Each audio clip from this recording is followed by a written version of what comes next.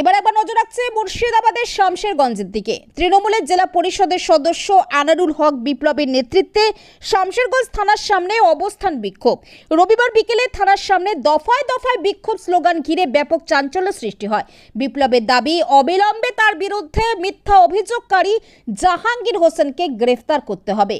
উল্লেখ্য করা যেতে পারে, তৃণমূলের জেলা পরিষদের সদস্যের বিরুদ্ধে 5 কোটি টাকা নেওয়ার অভিযোগ করেছেন জাহাঙ্গীর হোসেন নামে এক ব্যক্তি। তার দাবি নিয়ে রবিবার দুপুরে জেলার একটি পোর্টালে খবর প্রকাশিত হয়। ব্যবসা সূত্রে তার কাছ থেকে 5 কোটি টাকা হাতিয়ে নেওয়ার পাশাপাশি তাকে আটকে রাখার অভিযোগও করা হয়।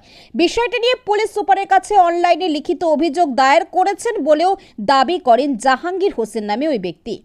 বিপ্লবের প্রশ্ন, জাহাঙ্গীর হোসেন কারো প্ররোচনায় এই ধরনের মিথ্যা অভিযোগ করেছেন। বিপ্লবের দাবি, জাহাঙ্গীর হোসেনের কাছে লোকে আরো টাকা পাবে, অনেকেই তার কাছে প্রতারিত হয়ে এসেছে। আমি তাদের হয়েই কথা বলছি, অথচ আমার নামেই এই ধরনের মিথ্যা অভিযোগ করা হয়েছে। অবিলম্বে মিথ্যা অভিযোগ আরোপ করার জন্য জাহাঙ্গীর হোসেনকে গ্রেফতার করার পাশাপাশি যারা তাকে ভিডিও বানাতে পেছন থেকে সাপোর্ট করেছে তাদের বিরুদ্ধেও তদন্ত করার দাবিতে সরব হন আনারুল হক বিপ্লব। ব্যুরো রিপোর্ট, আমার মুর্শিদাবাদ নিউজ।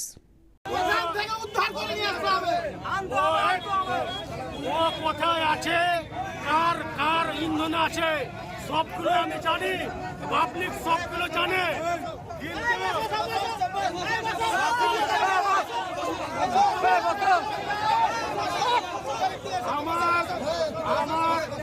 আমার যেটা বক্তব্য, আমাকে কালিমলিপ্ত করা হচ্ছে, আমার দলকে বিভ্রান্ত করার চেষ্টা হচ্ছে।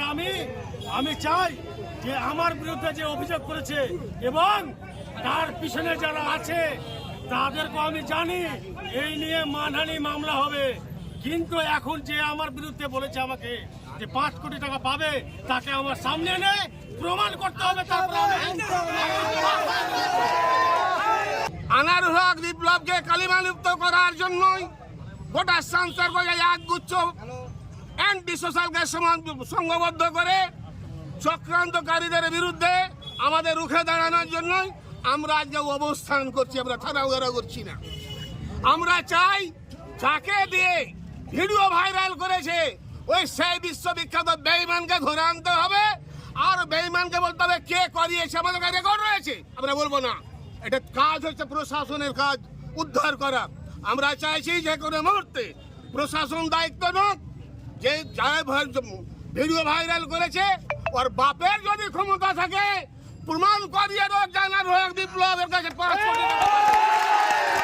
আর যারা ওই বেঈমানটাকে উৎসাহিত করেছে, লিখে বলিয়েছে, সেই বেঈমানদের বলতে চাই, আপনার বাপেরও যদি ক্ষমতা থাকে আসুন না মাঠে।